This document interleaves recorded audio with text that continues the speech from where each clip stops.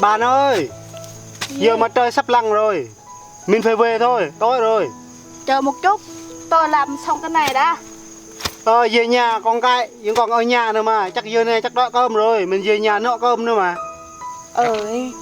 Quên, thôi mình về.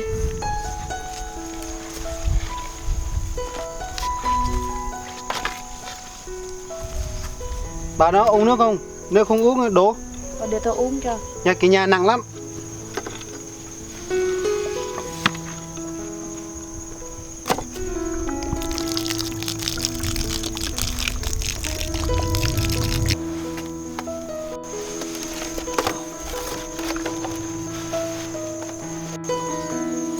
Của ông này.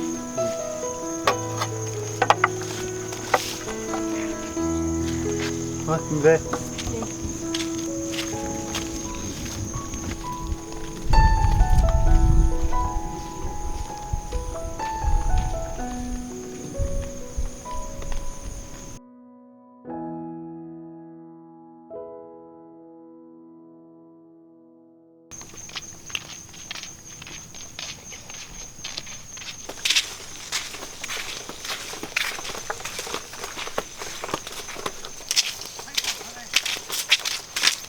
Ông ơi, ông đợi tôi chút xíu nha, tôi đi hái lá mì trên kia kìa.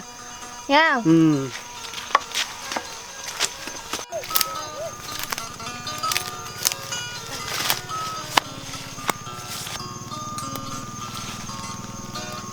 Ơi ơi mà ơi,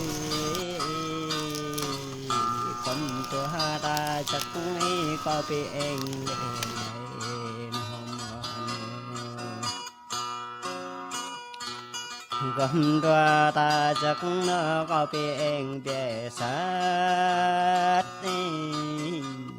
con tua ta chắc nó có biển và chầm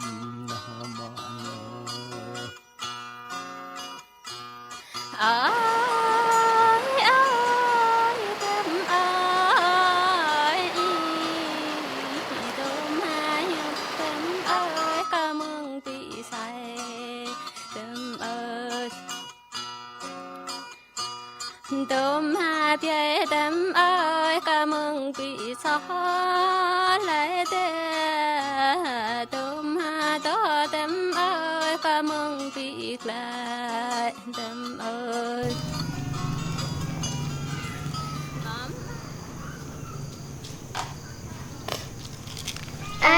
Ba mẹ về rồi. Ba mẹ về rồi. Ba mẹ về rồi. Các con ở nhà có ngoan không? Ngoan. Mẹ ơi, con đói cơm. Con đói hả? Tội nghiệp con vậy. Để mẹ đi nấu cơm nha. Dạ.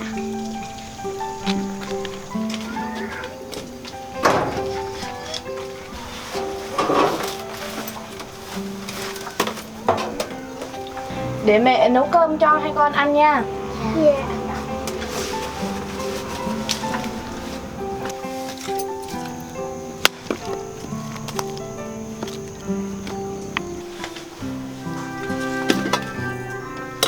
Ôi chết rồi, gạo hết rồi. Hai con đợi đây nha, để mẹ đi mua gạo nha. Dạ.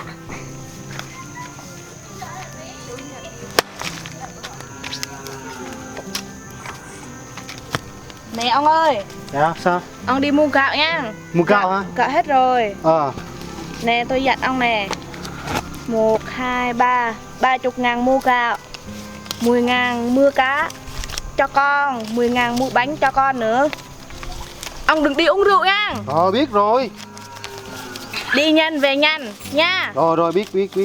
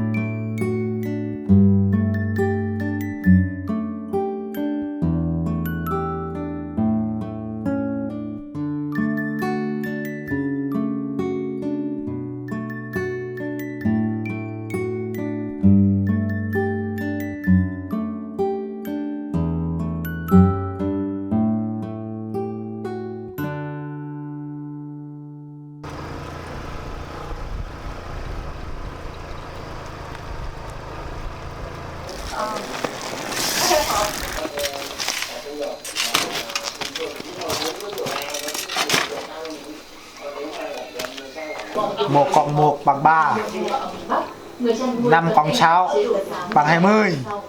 À, thằng này nợ tôi 20.000. Được.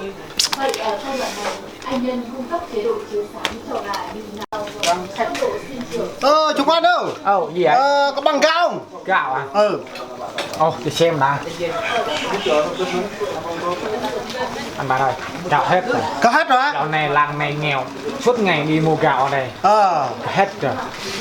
Tôi không vậy, gạo anh nhau còn mới hết nè.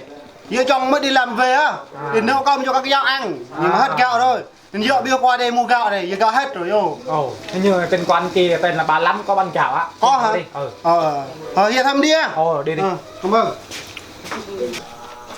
Bàn tay ơi, lên đây. Bạn. Lên đây. Lên đây làm ly. Bạn đi đâu à? Mình à? Giờ mình đi mua gạo này, gạo đây hết rồi. Mình đi qua quán kia nữa, đi mua thơ hoa thơ con. Mua à? Giờ chắc làm ly đã, chắc chạy đi mua. Làm một ly á? Làm ly đã. Làm ly đã, mua đây nhé. Sợ giờ con ở nhà đâu á? Ngồi xuống đã. Thôi, bạn ngồi xuống đi, ngồi xuống. Bạn xuống á? Bỏ cái gùi đây. Đây đây. Để đó đi. Rồi anh em rượu á. Anh ơi, Dạ. cho mình hỏi này, bạn có bán đất không? Đất hả? Chắc bạn không biết rồi, nhầm nghèo lắm. Không có đất đâu, đi làm thuê mướn người ta thôi. Đi kiếm gạo 2-3 bữa để nuôi bọn con thôi. Tại vì có người hỏi mình đó, hỏi mình ở đây có bán đất không? Nếu bạn có bán đất thì nói cho mình biết để mình mua. Còn mình không có đất đâu. Nè mấy bạn này đồ lâu mình không gặp. Thôi. Giờ có trời sắp tối rồi. Mình còn đi mua gạo nữa. Về nhà để nấu cho các con ăn mà. Không sao đâu, cô làm thơ một ly. Chắc ông sau này bạn về đi mua gạo cũng được. Không sao đâu. Thôi. Trời sắp tối rồi. Mình còn đi mua gạo nữa mà. Về nhà nấu cho các con ăn nữa mà. Nè ông ơi, một ly thôi mà. Ê, ông sợ vậy phải không? Không. Ê. Tôi sợ các con của tôi ở nhà đang đói thôi. Vậy hả? Thôi, ông đi một ly thôi. Ông một ly xong ông đi ha. Mời. Thôi, các con uống đi. Tôi còn phải đi mua gạo thôi. Không sao đâu, bạn của ông đi. Đây là rượu mời này mà. Sao có khăn đàn em thế? Thôi, vậy mình cho phép mình uống một ly thôi nha. Rồi. Xếp em uống nha. Rồi. Vị ngon ấy. Ngon.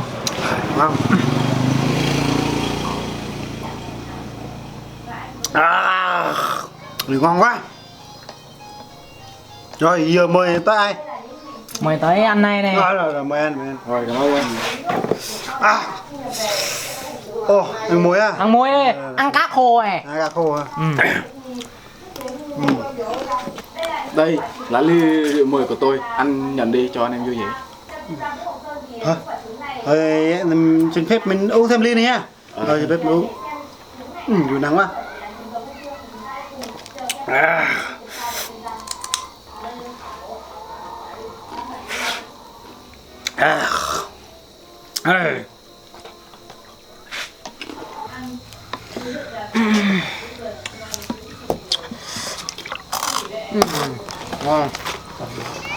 Thôi, đây anh em mình gặp nhau, bạn uống ha. Uống nữa hả? Chắc mình say quá. Từ nay tới giờ 2 ly rồi, thêm cái ly này nó 3 ly rồi. Thôi vậy xin phép mình uống thêm ly này nha. Mùi. Ngon. Thôi, đây này em. Mấy bạn kia nó mời hết rồi ạ. Còn mình tôi nó chưa mời á. Ông dùng mấy ly này nha. Đúng rồi. Đó. Xin phép. Đầm. Ăn ly. Ăn ly. Xin phép mình em uống nha. Rồi. Ok.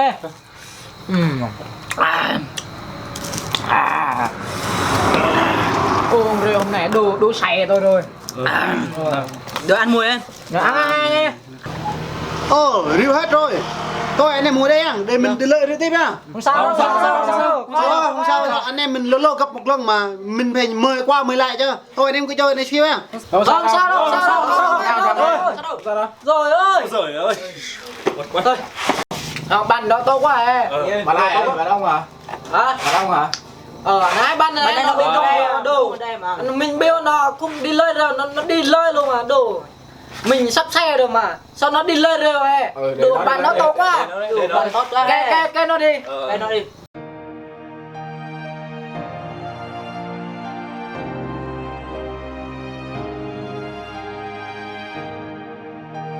Mẹ ơi, con đói quá. Ba đang đi mua, chờ ba nha. Dạ.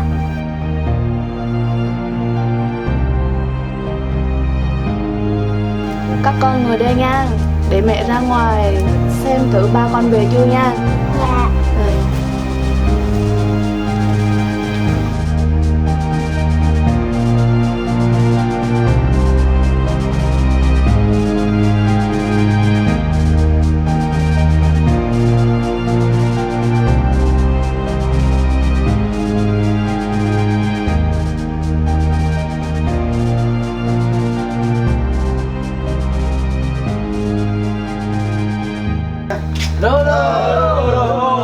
Bạn tốt về. Lâu gặp một lần mà. Mình nhậu đây, có nhậu đây hả? Mình có nhậu đây. Mình gặp nhau luôn lần bạn mời mình mời các bạn vậy thôi. Sao không say cùng về thôi. Không say cùng về à. Ông ơi. Rồi mình mời bạn trước nha. Bạn đâu. Hỏi nha. Dạ, không được mình. Anh em mình mà lâu gặp một lần mà mình có cái nào mình ôm cái đó vui thôi. Rồi. Anh em mình mà. Con rơi vậy là mình có ông là không say cùng về thôi. Cơ tự nhiên cơ nhiên thôi. Còn vợ tao ạ sướng lắm. Không lay hết. Cứ sao cứ giờ cứ nghe cứ nghe rồi. Ông rời gì nó không lay hết á. Sướng lắm. Không nghe. Giờ là tốt thế. Wow, sao cái thằng vợ này tốt quá. Nó tốt chứ. Nó thương vợ tao á, không phải vợ chúng tao may đâu. Vợ con ở Vợ nhà tao đẹp sao? lắm. Không sao. Đó để mình tin vào không sao. Vợ tao đẹp trai, đẹp gái. Tao chỉ đẻ được còn 2 đứa thôi. Sao mày yếu quá mà. Ê gì đồ tao nhỏ. Vợ tao to lắm đâu, cái đuôi nó còn này nè. Mày chắc mày chưa biết đâu. Chắc mày một á, mày đi coi nhà tao á, mà coi vợ tao đồ đẹp trắng. Vậy ha. Vậy hả? Mày cái vợ thái mà không chưa? Chưa à? Thằng Ninh ngoan mà. Đồ thằng Ninh ngoan. Biết rồi, chắc mày thằng Ninh ngoan đó. Chắc vừa nào nếu tao chết mày lấy vợ tao nha. Được rồi. Này bạn. Đồ mày sao mà rất ít vậy? Mày có thương tao hả? Thương đâu có thương đâu mà. Đồ sao em không nói chưa nhỉ hả? Giờ biết Vòng trắng đó hả? Vợ tao trắng lắm. Nhưng mà bu là mày đen quá mà. Thằng bạn này Không biết sao nữa. Có người ta kêu á. Nhưng mà tao đen quá sao nó trắng, sao nó lại thích tôi Có bù lại mà. Chắc phải á đồ. Nhà ơi sau lưng thôi, không đè thôi. Không lắm. Nó kêu. Nếu nó chết thì ông lấy vợ nó. Sướng quá ấy. Sướng quá mà. Tôi nghiệp nó không có vợ mà. Tôi nó. Thằng Ninh ngoan. Thằng Ninh ngoan mà. Người được một mà cưng được hai, trời sướng quá trời luôn. Sướng quá trời. Môn nào rồng luôn. Bò này già thôi. Già già quá trời luôn á. Đâu có già đâu. Con nữa. Miên thôi mà. Rồi, mời. Rồi. Nói mày thanh niên á. Thế sinh năm mày bao nhiêu? 7.001 hả? Trời ơi. Mẹ ơi, chúng con buồn ngủ. Chưa ăn cơm mà buồn ngủ rồi hả con? Đợi mẹ nướng bắp cho con nha. Dạ.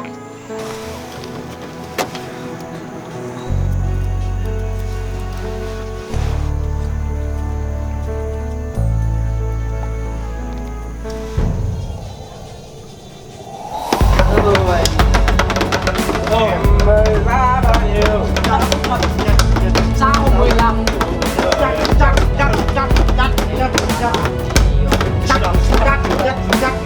Em ơi, em lên củ ở đây.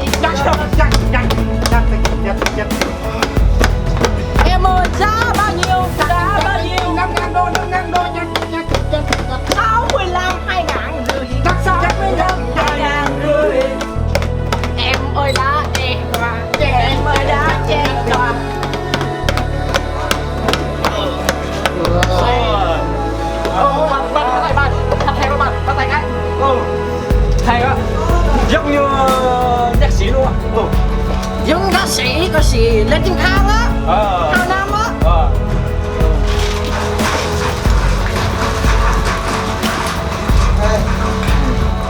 Ăn mua em. Được. Vâng, thầy ơi. Chả đây không ít. Ôi trời, sao vậy tay tao đúng vậy á? Bật cái độ rung rồi. Tao uống ăn. Đấy.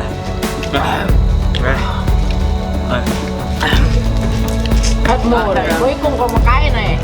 Giờ Em rồi máy, Rồi, hết bạn đấy. mình chỉ làm ít.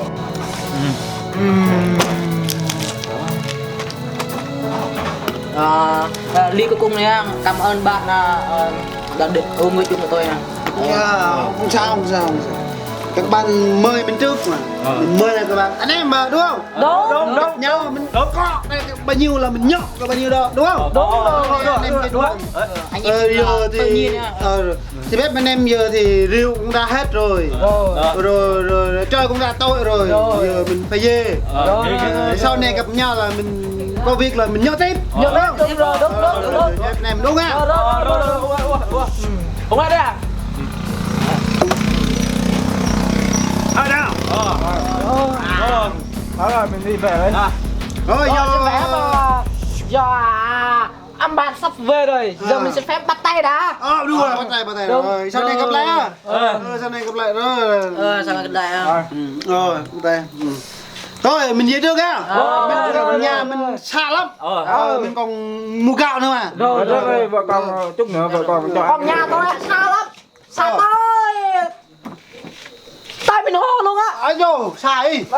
Nhà mình là khoảng tới ở làng Vết Xoa thôi. Là Vết rồi. Đau cưng này. Ôi, chị biết bên em về á.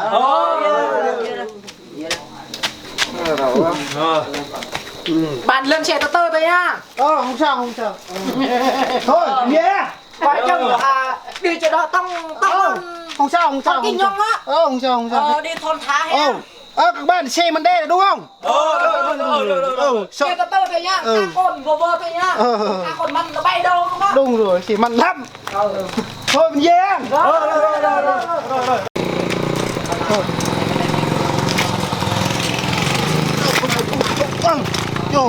Sai quá rồi.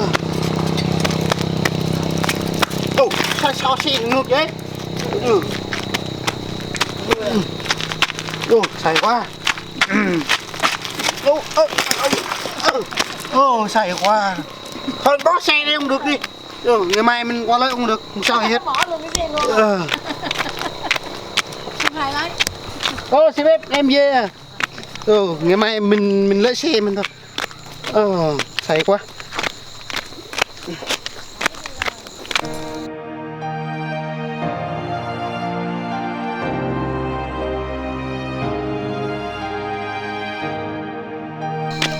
Tôi say rồi, tôi đã say rồi. Tôi say rồi, hôm nay gặp được bạn tôi. Tôi đã say rồi, hôm nay tôi gặp được các bạn cũ của tôi, thằng ăn trộm.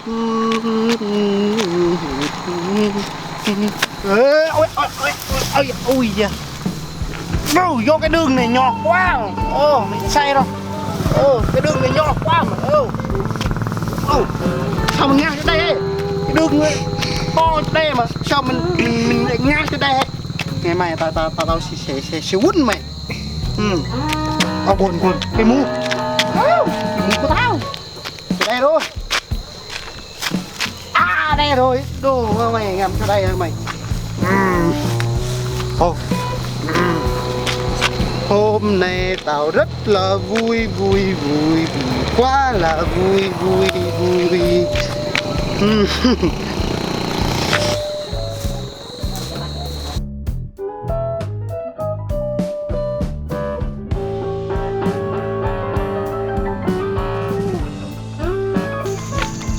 Say quá rồi. Ui trời.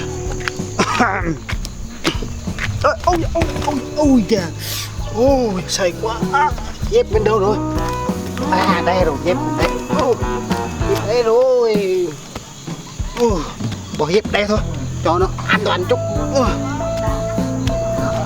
Say quá. Ủa nhà mình đâu he? Đây hả? Ở bên nữa. À thấy nhà mình đây này. Say quá.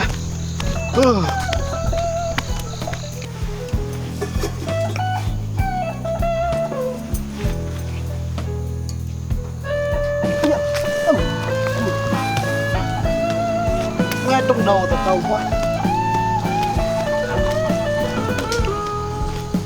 Tới nhà rồi, tới nhà rồi.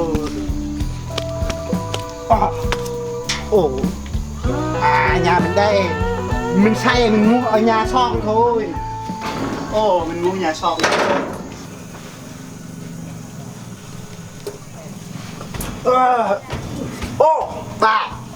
Bà vẫn chưa ngủ hả? Trời đây làm gì?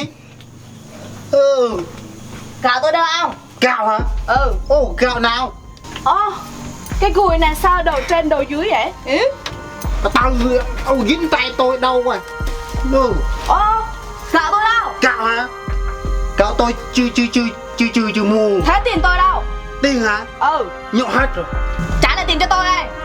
Vậy? Ta là tiền cho bà hả? 50 thôi mà. Thôi, ngày mai tôi đi làm mướn làm công trả cho bà. Trả này. Trả cái đầu à?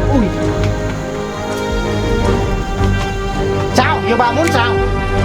Sao cái đầu ông này? Cho ông ngủ đây luôn nha. Chứ cái tật uống rượu nhiều. Thôi, bà đi đi, tôi ngủ ở đây cũng được. Nhà son của tôi mà. Tôi ngủ ở đây thôi. Tôi ngủ ở đây cũng được thôi.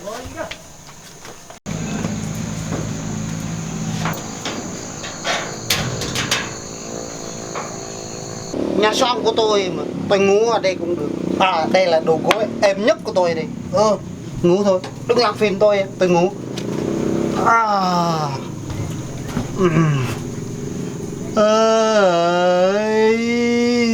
Tôi quên luôn xe đạp tôi rồi.